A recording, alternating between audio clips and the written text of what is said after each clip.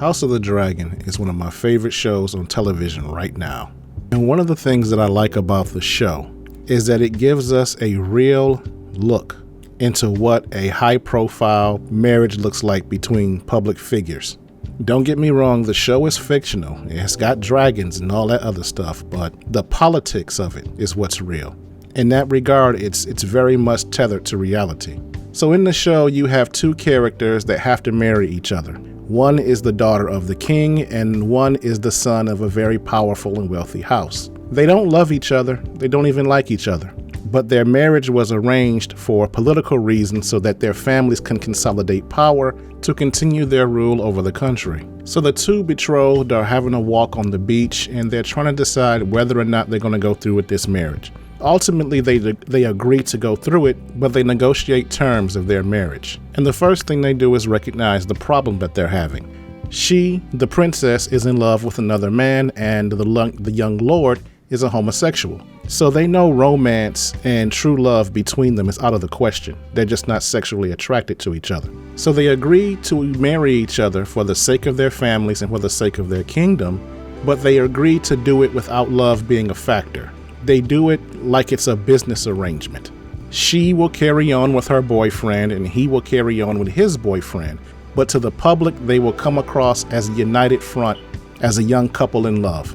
Now, again, House of the Dragon is an exaggerated fantasy show about European monarchical rule. However, what we saw in that episode and I just described to you is pretty much how relationships go today when you're talking about public figures, celebrities, and politicians. Because in the world of business, politics, and entertainment, there's a limit on how much you can accomplish as an individual. You need a spouse if you're going to advance your career. Now, I'm not saying you cannot have any success without a spouse, especially in the world of entertainment. We've seen Leonardo DiCaprio, Lady Gaga, and Madonna all have great success as established bachelors and bachelorettes. But as great as they are individually, they can't compare to the success of a power couple. Russell Wilson and Ciara, Jay-Z and Beyonce, Kanye West and Kim Kardashian. The success they've had together as a couple far exceeds the success they had individually. Take Jay-Z and Beyonce, for example. Both were successful in their respective markets, but their success was limited to their respective markets. Jay-Z was limited to hip-hop men and urban culture. Beyonce was limited to R&B women and pop culture. But together they now dominate each other's markets as well as their own, as fans of Jay-Z have become fans of Beyonce and vice versa, thus amplifying their wealth to levels that they could not accomplish individually. This is why you often see fake relationships between co-stars in romantic movies. The studios do that, hoping that the fans of both stars will show up and support the movie. It's just a marketing ploy, something they use to sell movie tickets. Those relationships aren't real. They were also used to cover up questions about an actor's sexuality. Take Rock Hudson, for example. He was an open homosexual behind closed doors, but to the public he was a swinging bachelor, slaying the hottest chicks in all of Hollywood. They had to use that ploy because homosexuality was not accepted at the time that he was acting.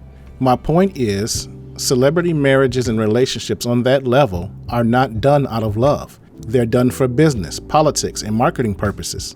They're done to advance careers, grow brands, and make money. Few, if any, are real, which is why most of them are unstable and only last for a few years. And just like in House of the Dragon, they're not bound by monogamy. That's why we should not use celebrity or high-profile marriages as a template for our own marriages and relationships, because average people don't marry for those reasons. Average people marry for love, family, monogamy, and religious purposes. Our relationships aren't built on politics, branding, and a consolidation of political power. Those differences in the purposes of marriage between the average person and public figures causes us to use different metrics in mate selection. In other words, we pick or eliminate potential spouses for different reasons. For example, male public figures are not like normal guys. They don't care about age, body counts, or children from a previous relationship. That's the kind of stuff that men who live private lives or normal lives care about. That's why a woman like Lauren Sanchez, a 52-year-old single mother of 2 kids by 2 men, can date a Jeff Bezos, the second wealthiest man in the world, because she was already in that elite circle. She's a successful journalist and anchorwoman who has a history of dating other high-profile men. Why Sierra, a woman who was an industry pass-around and baby mama, could marry a Russell Wilson? Why Kim Kardashian, a woman who's been divorced 3 times, has a sex tape, and a long list of famous sexual partners, could marry a Kanye West? Why Lori Harvey, who has a wild reputation, which includes dating a father and a son, could date a Michael B. Jordan? All of those women, regardless of how you feel about them, are vetted socialites. They're famous, rich, and beautiful, and they know how to function in public events. They have experience in dating other high-profile men and understand the importance of branding and public image for the purposes of marketing. They aren't lovers as much as they are business partners. Their purpose for being chosen by the men they're with had nothing to do with love. Lust maybe, but not love. This is also why women in particular should never view them as role models or their relationships as goals. For starters, they're not on those women's level. The average woman is, well, average looking, and those women are exceptionally beautiful. Secondly, they don't bring what those women bring to the table. They don't have the fame, money, or social skills to propel the brand of a man in the power circles that he runs in. And the average woman would not be okay with dating or marrying a man for superficial reasons, especially a Christian woman. They want that Ephesians 5:25 type of love, which says a man is to love his wife the way Christ loved the church, who gave his life for it. They want a real emotional connection with the man they're married to. They don't want a transactional marriage, which is what those high-profile relationships are.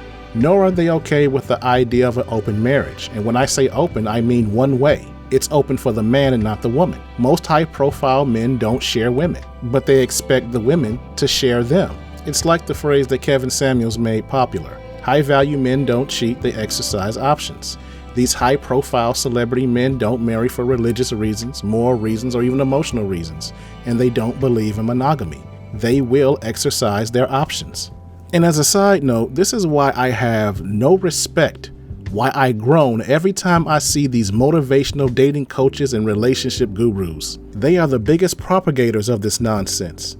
These people are nothing but salesmen because they know women idolize these types of marriages and relationships, and they use them as examples of what the average woman can have. But they don't do it by telling them the truth. They don't tell these women that these marriages are non-monogamous transactional business arrangements exclusively for the elite. Instead, they portray them as examples of true love and romance and what they can have if they don't settle. And they're also adept at speaking Christianese or Christian slang because they love to target middle-aged black women who have a high church attendance rate but are more likely to be single than any other demographic in the country. So they love talking about Sierra's prayer and all that other nonsense you see on social media. These people are dishonest manipulators and snake oil salesmen who keep women single by filling them with false hope and ideas. They're unethical and immoral. In an ideal society, they would be held accountable for the misinformation they spew. I digress. At the end of the day, these types of relationships are for public figures who move in elite circles only. Average women know nothing about that world, and even if they did, they don't qualify for it or want anything to do with it because those aren't the type of marriages they're looking for. This is why it's foolish for men included to idolize celebrity relationships. It's just not a reality for most of us. If you like this video, please give it a like and leave a comment in the comment section. Tell your friends and share it with others. If you don't like this video, please give it a dislike and leave a comment in the comment section. And if you are new to my channel, please subscribe and turn on that notification bell. That way you will get alerts every time I upload new content. This is the Layman's Journal. Thanks for stopping by. I'm out.